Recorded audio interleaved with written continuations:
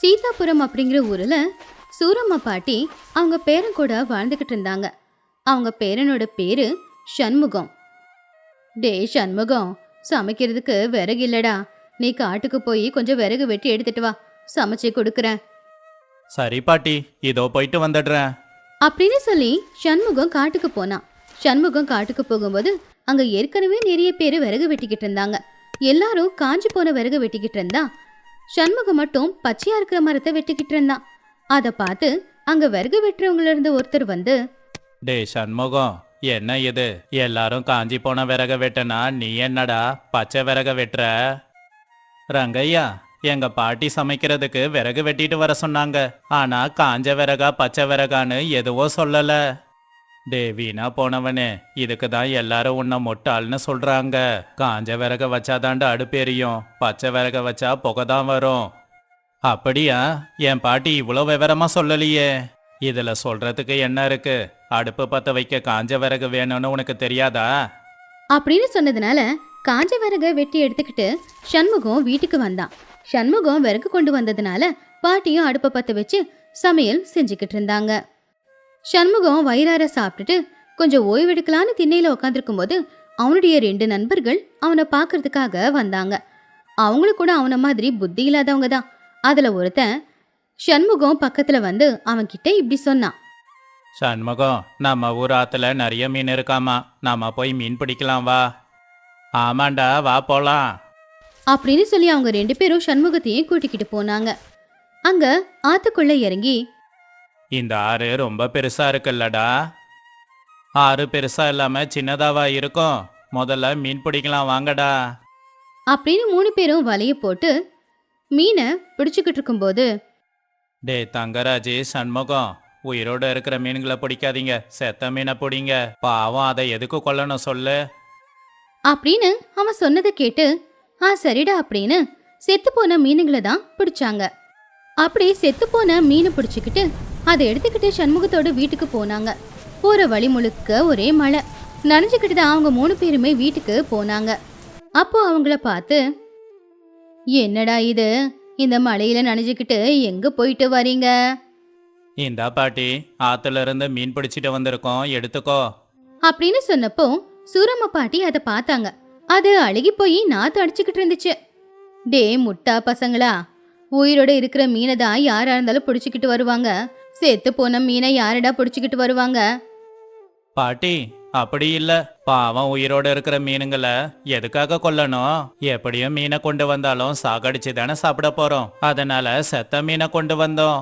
சரியா போச்சு, 3 பேரும் ஒரே மாதிரி தான் இருக்கீங்க. ஏண்டா இப்படி இருக்கீங்க? என்னவோ, நீங்க 3 பேரும் என்ன ஆக போறீங்களோ. அந்த மீன் எல்லாத்தையும் வெளியில கொண்டு போய் கொட்டிட்டு வாங்க. நான் ஏற்கனவே மீன் வாங்கி வச்சுதான் இருக்கேன், அதை சமைச்சு கொடுக்குறேன். பாட்டி, நாங்க இந்த மீனை கொண்டு போய் போடணும்னாலும் இல்ல நீ சமைச்சு கொடுக்கறத சாப்பிடணும்னாலும் நீ வெளியில சமைக்கணும், அவ்வளவுதான் அப்படின்னு சொன்னானுங்க.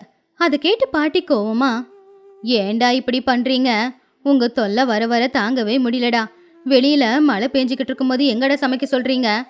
எப்ப பார்த்தாலும் பைத்தியக்காரத்தனமாவே ஏதாவது சொல்லிக்கிட்டு. அப்படி இல்ல பாட்டி, சரி நீ சமைக்க போறியா இல்லையா? இல்லனா சொல்லு, நாங்க இதையே சமைச்சு சாப்பிடுறோம் அப்படின்னு அவங்க எல்லாருமே அடம்பிடிக்கும் போது பாட்டி அவங்க மனசுக்குள்ள, இவனுங்க முட்டா பசங்கன்னு வெளியில தெரிய வேண்டிய நேரம் வந்துருச்சு போல அப்படின்னு சொல்லி, சரி சரிடா சமைக்கிறேன். அப்படி அந்த மழையில பாட்டி வெளியில உட்காந்து சமைக்க ஆரம்பிச்சாங்க. அப்படி பாட்டி சமைக்கும் போது அந்த பக்கமா போய்கிட்டு இருந்த ரங்கம்மா அவளுடைய மனசுக்குள்ள, அட இவங்களுக்கு என்ன பைத்தியம் முத்தி போச்சா, இந்த மழையில வெளியே உட்காந்து சமைக்கிறாங்க அப்படின்னு சிரிச்சுக்கிட்டே போனா. இதை கவனிச்ச பாட்டி, பார்க்குறவங்க எல்லாரும் என்னையும் பைத்தியம்னு நினச்சிக்கிட்டு இருப்பாங்கடா அப்படின்னு சொன்னாங்க. ஏண்டா சண்முகம், என்னைக்கும் இல்லாம இன்னைக்கு மழையில சமைக்க சொல்லி சொல்றியே, இது என்னடா ஆசை? அதுவா, உனக்கு தெரியாதுல்ல, யாரும் செய்யாத வேலையை நாங்க செய்யணும், அதை எல்லாரும் பார்க்கணும், அதனாலதான் இப்படி பண்றோம். ஆமா பாட்டி, அப்பதானே எங்களை புத்திசாலிங்கன்னு நினைப்பாங்க. சரியா போச்சு, 3 பேரும் சரியா இருக்கீங்க அப்படின்னு மழையில சமைச்ச அந்த சாப்பாட்டை மழையிலேயே அவங்களுக்கு பரிமாறினாங்க. அவங்க 3 பேரும் நினைச்சுக்கிட்டே சாப்பிட்டாங்க. சாப்பிட்டு முடிச்சதுக்கு அப்புறமா எல்லாரும் அவங்கவுங்க வீட்டுக்குள்ள போயிட்டாங்க. அடுத்த நாள் காலையில பாட்டி சண்முகத்து கிட்ட போய், டே சண்முகம், மழை பெஞ்சுக்கிட்டு இருக்குல்ல, நம்ம பூமியை உழுது விதைகளை போடணும். நீ மாடுங்களுக்கு அந்த கலப்பையை கட்டி ஓட்டிக்கிட்டு போ. நான் சாப்பாடு எடுத்துக்கிட்டு பின்னாடி வரேன். நான் வர்றதுக்குள்ள நிலத்தை உழுதுவை. இப்ப எதுக்கு பாட்டி? நான் என் நண்பர்களை பார்க்க போலான்னு நினைச்சுக்கிட்டு இருந்தேன். நான் அப்புறமா போறேன் பாட்டி. என்னடா இது, நீ என்ன கல்யாணத்துக்கு பொண்ணு பார்க்கவா போற? இன்னைக்கு இல்லைனா நாளைக்கு போயிடலாம் அப்படின்னு நினைக்கிறதுக்கு எல்லாரும் இன்னைக்கு தான் நிலத்தை உழுவுறாங்க.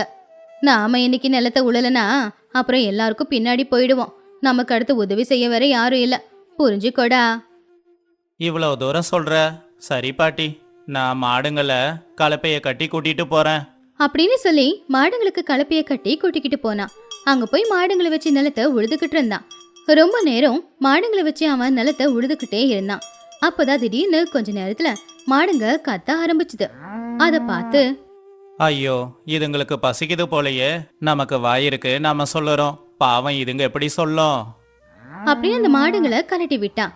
அதுங்க மேயறதுக்காக போயிடுச்சு. அப்பதான் சண்முகத்துக்கு ஒரு யோசனையும் வந்துச்சு. சண்முகம் அவன் மனசுக்குள்ள, மாடுங்க சாப்பிட்டு முடிச்சிட்டு வர எப்படியும் நேரமாயிடும். அதனால அதுங்க வர்ற வரைக்கும் மிச்சம் இருக்கிற வயலை நானே உழுவுறேன் அப்படின்னு சொல்லி அந்த கலப்பைய முதுகுல வச்சுக்கிட்டு அவன் நிலத்தை உழுதுகிட்டு இருந்தான். இப்படியே கொஞ்ச நேரம் ஆனதுக்கு அப்புறமா பாட்டி சாப்பாடு எடுத்துக்கிட்டு வயலுக்கு வந்தாங்க. அவங்க அதை பார்த்து, அட வீணா போனவனே, என்னடா பண்ணிக்கிட்டு இருக்க? நீ என்ன பண்ணுவேன்னு நினைச்சியோ அதை அப்படியே பண்ற. வீட்ல இருந்து கொண்டு வந்த மாடுங்களை எங்க கலட்டி விட்டான்னு தெரியலையே. என்ன பண்ண போறேனோ, மாடுங்க எங்க போச்சோ அப்படின்னு சொல்லி பக்கத்துல போய், டே சண்முகம், என்னடா பண்ணிக்கிட்டு இருக்க? கண்ணு தெரியலையா பாட்டி? உழுதுகிட்டு இருக்கேன். என்னடா வேலை பார்க்குற? என்ன கொஞ்சம் கூட மன நிம்மதியோட இருக்க விட மாட்டியாடா? இப்போ உன் நிம்மதி கட்டுற அளவுக்கு நான் என்ன பாட்டி பண்ணேன்? ஏண்டா என்ன பண்ணேன்னு கேட்குறியே? உன் கூட கூட்டிக்கிட்டு வந்த மாடுங்களை மேய அனுப்பிட்டு நீ அந்த கலப்பைய முதுகுல சுமந்துக்கிட்டு நிலத்தை உழுதுகிட்டு இருக்கியேடா. ஆமா பாட்டி, அதுங்களுக்கு பசிக்கும்ல, அதான் மேய அனுப்புனேன். அதுங்களுக்கு எங்கிருந்துடா பசிக்க போகுது? உன் கூட அதுங்களை அனுப்பும் போதே தவிடு புல்லு எல்லாத்தையுமே போட்டு தானடா அனுப்பி விட்டேன். அப்படியா பாட்டி? அப்புறம் ஏன் அப்படி கத்துச்சிங்க? அது மாடுங்கடா, கத்தாம அமைதியா வேலை பார்க்கணும்னு நினைச்சுக்கிட்டு இருக்கிறியா? ஏன்டா இப்படி முட்டா பயலாவே இருக்க? சரி, வேலை பார்த்த வரைக்கும் போதும், வா சாப்பிடு முதல்ல அப்படின்னு அவனை வரப்பு கிட்ட வர சொல்லிட்டு சாப்பாடு போட்டு கொடுத்தாங்க. அந்த நேரத்துல சுரும பாட்டி போய் மாடுங்க எங்க இருக்குன்னு பார்த்து அதுங்களை கூட்டிட்டு வந்து மிச்சம் இருக்கிற வயலை அவங்க அந்த மாடுங்களை வச்சு உழுதுகிட்டு இருந்தாங்க. அப்படி வேலையெல்லாம் முடிஞ்சதுக்கு அப்புறமா எல்லாருமே வீட்டுக்கு வந்துட்டாங்க. அடுத்த நாள் காலையில சண்முகம் காட்டுக்கு போய் அங்க விறகு வெட்டிக்கிட்டு இருந்தான். காஞ்ச விறகு அவன் வெட்டிக்கிட்டு இருக்கும்போது பச்சை மரத்தை வெட்டிக்கிட்டு இருக்கிற சில பேரை பார்த்து உடனே சண்முகம் அவங்க பக்கத்துல போய் இப்படி கேட்டான், என்னக்கா இது? ஏன் இப்படி பச்சை மரத்தை வெட்டிக்கிட்டு இருக்கீங்க? அதுக்கும் உயிர் இருக்கும்ல. மரம் இல்லைன்னா மழை எப்படி பெய்யும்? அப்புறம் நம்ம சுற்றுச்சூழல் எப்படி நல்லா இருக்கும்? அத கேட்ட உடனே அந்த அம்மாவுக்கு கோவம் வந்துச்சு. ஆ, வந்துட்டாயா அறிவுரைய சொல்றதுக்கு? டேய், எதை எப்ப வெட்டணும் எப்படி வெட்டணும் எல்லாம் எனக்கு தெரியும். நீ ஏன் ஒரு முட்டா பையன், உனக்கு கொஞ்சம் கூட அறிவே இல்ல. நீ சொல்ல வந்துட்டியா? போடா போ, உன் வேலையை பாரு, போ போ. எனக்கு கொஞ்சம் அறிவு கம்மி தான், நான் ஒத்துக்கிறேன். ஆனா சுத்தமா அறிவில்லாதவன் இல்ல. அப்படின்னு அவங்க 2 பேரும் பேசிக்கிட்டு இருக்கும்போது அந்த ஊரோட ஜமீன்தார் அந்த பக்கமா போனாரு. இங்க ஏதோ சண்டை நடக்குதோ என்னவோ அப்படின்னு சொல்லி அங்க போய் விஷயத்த கேட்டு தெரிஞ்சுக்கிட்டாரு. அம்மா, விறகு வெட்டுற எல்லாரையும் கொஞ்சம் இங்க வர சொல்லுங்க அப்படின்னு சொன்னதுனால அங்க விறகு வெட்ட வந்திருந்தவங்க எல்லாருமே ஜமீன்தார் முன்னாடி வந்து நின்னுக்கிட்டு இருந்தாங்க. ஜமீன்தாரை பார்த்து, என்னங்கய்யா ஆச்சு, எதுக்கு எங்களை வர சொன்னீங்க அப்படின்னு கேட்டாங்க. மரங்களை வெட்டுறது தப்புன்னு உங்களுக்கு தெரியாதா? அதை வெட்டுனா அதுக்கப்புறம் நம்ம ஊருக்கு மழை எப்படி பெய்யும்? இனிமே இப்படி பண்ணீங்கன்னா அப்புறம் உங்களுக்கு தண்டனை கொடுக்க வேண்டியது இருக்கும் அப்படின்னு சொன்னதை கேட்டு அங்க இருந்தவங்க எல்லாருமே ரொம்பவும் பயந்துட்டாங்க. அப்புறம் இன்னொரு விஷயம், சண்முகம் இன்னைக்கு புத்திசாலித்தனமா யோசிச்சு ஒரு விஷயம் சொல்லியிருக்கான். இனிமே அவனை யாருமே முட்டாப்பையா அப்படின்னு கூப்பிடக்கூடாது. காட்டை பத்தி உங்களுக்கு தெரிஞ்சதை விட அவன் ஒழுங்கா சொல்லியிருக்கான். அவனை இனி யாருன்னா முட்டாப்பையா அப்படின்னு கூப்பிட்டீங்கன்னா அப்புறம் உங்களை என்ன செய்வனே எனக்கு தெரியாது அப்படின்னு ஜமீன்தார் சொன்னது கேட்டு எல்லாருமே அமைதியாயிட்டாங்க. அதை கேட்ட சண்முகம் ரொம்பவும் சந்தோஷப்பட்டான். ஐயா, எனக்கு ஒரு சின்ன ஆசைங்க ஐயா. இது மழை காலம், எல்லாரையுமே ஒரு மரத்தை நட சொல்லுங்களேன். அப்புறம் மரம் நல்லபடியா வளர்ந்து நம்ம ஊருக்கும் நிறைய மழை பெய்யும்ல. நல்ல யோசனை தான் சண்முகம். நாளைக்கே நான் பட்டணத்துக்கு போய் நிறைய மரச்செடிகளை வாங்குறேன். எல்லார்கிட்டையும் கொடுத்து அதை நட சொல்றேன். அப்படின்னு ஜமீன்தார் சொன்னதை கேட்டு எல்லாருமே ரொம்பவும் சந்தோஷப்பட்டு அங்கிருந்து வீட்டுக்கு போயிட்டாங்க. அதுக்கப்புறம் சண்முகமும் வீட்டுக்கு கிளம்புனான். வீட்டுக்கு போய் காட்டுல என்ன நடந்துச்சோ அதை அவன் பாட்டி கிட்ட சொன்னான். அதை கேட்டு பாட்டி, நான் என்ன நடக்கணும் அப்படின்னு விரும்பணுனோ அதுதான் இன்னைக்கு நடந்திருக்குன்னு சந்தோஷப்பட்டாங்க. அடுத்த நாள் காலையில அந்த ஊரோட ஜமீன்தார் நிறைய செடிகளை வாங்கிட்டு வந்து ஒவ்வொருத்தங்க கையிலேயே கொடுத்து எல்லாரையுமே அந்த செடிகளை நட சொல்லி சொன்னாரு. இந்த கதையில இருக்கிற நீதி என்னன்னா, எல்லாரும் எல்லா நேரத்திலயும் முட்டாளா இருக்க மாட்டாங்க. சண்முகத்துக்கு அறிவு கம்மி தான். மற்ற விஷயத்துல அவன் முட்டா பையன்தான். ஆனா மரங்களோட விஷயத்துல அவனுக்கு எல்லாமே தெரியும். அதனாலதான் அவன் எடுத்து சொல்லி ஜமீன்தார்கிட்டயே நல்ல பேரை வாங்கினான். எப்பவுமே யாரையுமே நாம மட்டமா நினைச்சிடக்கூடாது. எல்லாருக்குள்ளயும் நிச்சயமா ஒரு திறமை இருக்கத்தான் செய்யும். வேதமகி ராஜ்யத்தை கார்த்திகேயவர்மன் தான் ஆண்டுகிட்டு இருந்தாரு. கார்த்திகேயவர்மனுக்கு தெய்வ பக்தி ரொம்பவும் அதிகம். தினமும் பூஜையை செஞ்சுக்கிட்டு இருப்பாரு. உண்மையை சொல்லணும்னா பூஜையை தவிர வேற எது மேலேயுமே கவனத்தை செலுத்த மாட்டாரு. ராஜ்யத்துடைய பொறுப்பை சேனாதிபதி மந்திரி கையில ஒப்படைச்சிட்டு அவரு நிறைய கோவில்களுக்கு போயிட்டு வருவாரு. இன்னையோட 40 நாள் விரதம் முடிஞ்சு போச்சு. எனக்கு ரொம்ப சந்தோஷமா இருக்கு. விரதத்தை ஆரம்பிக்கும் போது முடிக்க முடியுமான்னு நினைச்சேன். ஆனா இன்னைக்கு நான் நல்லபடியா முடிச்சிருக்கேன். மகாராஜா, உங்ககிட்ட முக்கியமான விஷயம் சொல்லணும். நம்ம ராஜ்யத்துல இப்பெல்லாம் திருட்டு அதிகமா இருக்கு. ராஜ்யத்துல மட்டும் இல்ல, நம்ம அரண்மனையிலயும் கூட நிறைய பொருட்கள் காணாம போகுது. எப்படி நடக்குதுன்னு தெரியல. அப்படின்னு சேனாதிபதி சொன்னத என்னன்னு பாருங்கன்னு மந்திரி கிட்ட சொல்லிட்டு ராஜா போயிட்டாரு. மந்திரி அதை பார்த்து ரொம்ப சந்தோஷப்பட்டாரு. மகா மந்திரி சேனாதிபதிய கிட்ட இப்படி சொன்னாரு. ராஜ்யத்தோட நிலைமை மாதிரி இல்ல. முதல்ல ராஜ்யத்துல திருடு போச்சு. இப்ப என்னன்னா அரண்மனைக்குள்ள கூட திருடு போகுது. இத பத்தி எல்லாம் யோசிக்கிறத விட்டுட்டு ராஜா கடவுளை நம்பியே வாழ ஆரம்பிச்சிட்டாரு. இனி ராஜ்யத்தோட பிரச்சனைகளை ராஜா கிட்ட சொல்லி பிரயோஜனம் இல்ல. நாம தான் ஏதாவது செஞ்சாகணும். இந்த திருட்டை ஒழிச்சாகணும். ஆமா மந்திரியாரே, ராஜ்யத்தை நாமளாவது காப்பாத்தணும். அப்படின்னு மந்திரி சேனாதிபதி 2 பேரும் பேசிக்கிட்டு இருந்தாங்க. இன்னொரு பக்கம் மகாராஜா பூஜைய செஞ்சுக்கிட்டு இருந்தாரு. ராஜ்யத்து மக்கள் எல்லாருமே ரொம்பவும் கஷ்டப்பட்டுக்கிட்டு இருந்தாங்க. அந்த ராஜ்யத்துல ஒரு கிராமம் இருந்துச்சு. அந்த கிராமத்தோட பேரு ராமாபுரம். ராமாபுரத்துல ரங்கையா அப்படிங்கிற ஒருத்தன் இருந்தான். வர வர நம்ம ராஜ்யத்தோட நிலைமை மோசமாகுது. பசங்க படிக்கிறதுக்கு பள்ளிக்கூடம் இல்ல. அதோட வைத்தியம் பார்க்க வைத்தியசாலையும் இல்ல. அரசர் இத பத்தி எல்லாம் கொஞ்சம் கூட யோசிக்கிறது இல்ல. எப்பவுமே பூஜை புனஸ்காரம்னு பண்ணிக்கிட்டு இருக்காரு. அப்படின்னு ரங்கையா ஊர் மக்கள் கிட்ட பேசிக்கிட்டு இருந்தான். அந்த ஊர் ரொம்பவும் பின்தங்கி இருந்துச்சு. சொல்ல போனா அந்த ஊர்ல இருக்கிற மக்களுக்கு சரியான சாப்பாடு வசதி கூட அங்க எதுவுமே இல்ல. ரங்கையாவோட பிள்ளையான பீமா அப்பதான் ராமாபுரத்துக்குள்ள வந்தான். அவன் வந்த வண்டியில நிறைய பணமும் அரிசியும் இருந்துச்சு. இனி நீங்க யாரும் கவலைப்பட வேண்டாம். செலவுக்கு இந்த பணத்தை வச்சுக்கோங்க. சாப்பிட இந்த அரிசியை எடுத்துக்கோங்க. டே பீமா, இவ்வளோ பணத்தையும் அரிசியையும் எங்கிருந்து கொண்டு வந்த? இவ்வளவையும் நீ எப்படிடா சம்பாதிச்ச? கஷ்டப்பட்டு உழைச்சப்பா, அதுக்கான பலன்தான் இது. அதிசயமா இருக்கு. நீயே தனியாளு. அப்படி இருக்கும்போது எல்லாருக்கும் தேவையான பணமும் அரிசியும் எப்படி கொண்டு வர முடிஞ்சது? அப்பா, கேள்வியெல்லாம் என்ன கேட்காதீங்க. சில விஷயங்களை நான் ரகசியமாக தான் வச்சுக்கிட்டு இருக்கேன். சரியான நேரம் வரும்போது அதை நானே உங்ககிட்ட சொல்லுவேன். அப்படின்னு சொல்லி பீம மறுபடியும் அவங்க ஊரை விட்டு வெளியில போயிட்டான். ராமபுரத்து ஜனங்க எல்லாருமே அந்த பணத்தையும் அரிசியையும் சரிசமமா பிரிச்சு எடுத்துக்கிட்டாங்க. அப்படி அவங்க எல்லாருமே சந்தோஷமா இருந்தாங்க. இன்னொரு பக்கம் பீம ராஜ்யத்துடைய அரண்மனைக்கு வந்தான். பீம ராஜ்யத்துடைய அரண்மனையில சமையல்காரனா வேலை பார்த்துக்கிட்டு இருந்தான். பல நாளுக்கு அப்புறமா என் ஊர்ல இருக்கிற எல்லாருமே வயிறார சாப்பிட போறாங்க. என் ஊர்ல இருக்கிறவங்க எல்லாரும் சந்தோஷமா இருக்க நான் என்ன வேணும்னாலும் பண்ணுவேன் அப்படின்னு நினைச்சுக்கிட்டு பீம சமையல் வேலைய ஆரம்பிச்சான். அவன் சாப்பாடு எல்லாமே சமைச்சு முடிச்சுட்டு சமைச்ச சாப்பாடை தட்டுல வச்சுக்கிட்டு அங்கிருந்து மகாராஜாவுடைய அறைக்கு அவன் நடந்து போனான்.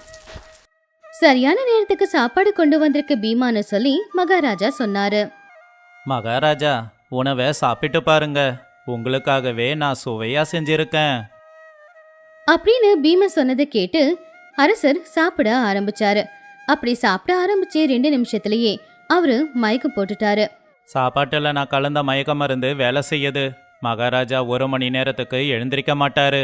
அதுக்குள்ள அவரோட அறையில இருக்கிற பணம் நகை எல்லாத்தையுமே திருடிக்கிட்டு போயிடணும். அப்படின்னு சொல்லி பீம மகாராஜா மயக்கத்துல இருக்கும்போது அவருடைய அறையில இருக்கிற பணம் நகை எல்லாத்தையுமே ஒரு பையில போட்டு மூட்டைய கட்டிக்கிட்டான். அந்த மூட்டைய பத்திரமா கொண்டு போய் அவனுடைய அறைக்குள்ள வச்சுக்கிட்டான். அதுக்கப்புறமா அரசர் சாப்பிட்ட அந்த சாப்பாடு தட்டை எடுத்துக்கிட்டு வந்துட்டான். தினமும் இதே மாதிரி தான் பீம அரசருக்கு சமைக்கிற சாப்பாட்டுல மயக்க மருந்த கலந்துடுவான். மயக்க மருந்து கலந்த சாப்பாட்டை அவனே நேரா அரசருக்கு கொண்டு போய் கொடுப்பான். அரசரும் அதை சாப்பிட்டு மயக்க போட்டு விழுந்துருவாரு. அதுக்கப்புறமா பீம அங்க இருக்கிற பணம் நகை விலை அதிகமான பொருட்கள் எல்லாத்தையுமே கொண்டு வந்து அவனுடைய அறைக்குள்ள பத்திரமா வச்சுக்கிட்டு இருந்தான். மந்திரியாரு, இன்னைக்கும் நம்ம அரண்மனையில நிறைய பொருட்கள் காணாம போயிருக்கு. இது எல்லாத்தையும் யாரு திருடுறாங்கன்னு தெரிய மாட்டேங்குது. நம்ம கூடவே இருக்கிற திருடனை கண்டுபிடிக்கிறது அவ்வளவு சுலபம் இல்ல. ஆனா கூடிய சீக்கிரம் அவன் யாருன்னு கண்டுபிடிக்கணும். அப்பதான் அவங்க பக்கத்துல அரசர் வந்தாரு. கார்த்திகேய வர்மா மந்திரி கிட்ட இப்படி சொன்னாரு. மந்திரியாரே, திருடனை கண்டுபிடிச்சிங்களா? இல்ல அரசே, அந்த வேலையா தான் இருக்கும். கூடிய சீக்கிரம் கண்டுபிடிச்சிடுவோம். அப்படின்னா என் பூஜைக்கு பலன் கிடைக்கலையா? திருடன் கிடைக்கணும்னு நான் நிறைய பூஜைகள் பண்ணேன். ஆனாலும் திருடன் கிடைக்கலன்னா ஏதோ தவறு நடந்திருக்கு. நான் மறுபடியும் அந்த பூஜையை முதல்ல இருந்து ஆரம்பிக்கிறேன்.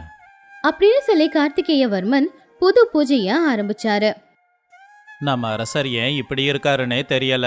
எந்த ஒரு அரசரா இருந்தாலும் ராஜ்யத்துல திருட்டு நடக்குதுன்னா அதை உடனே சரி பண்ண வழிய பார்ப்பாங்க.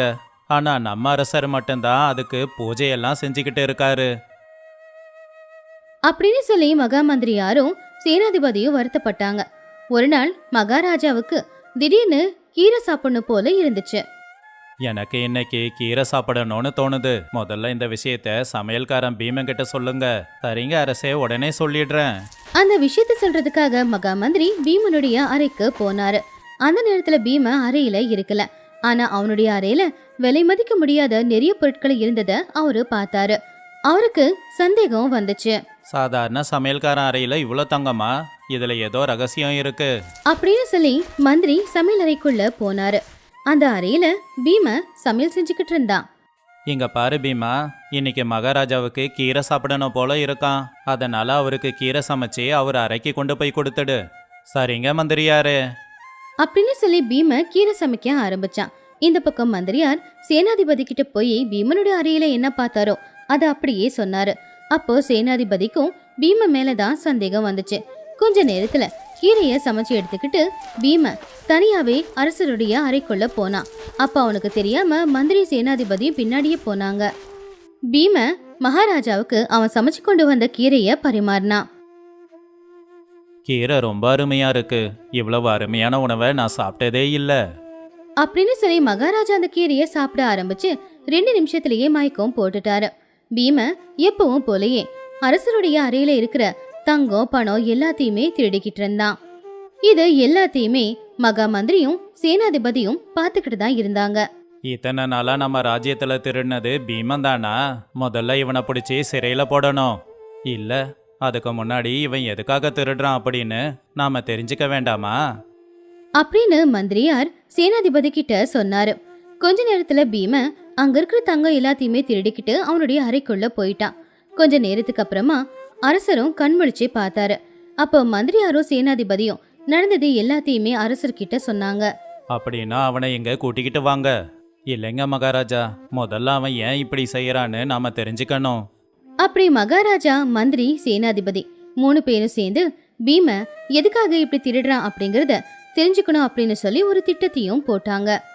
ஒரு நாள் பீம அவன் திருடின எல்லா பொருட்களையும் ஒரு மூட்டையில போட்டு எடுத்துக்கிட்டு அவனுடைய ஊரான ராமபுரத்துக்கு போனான்.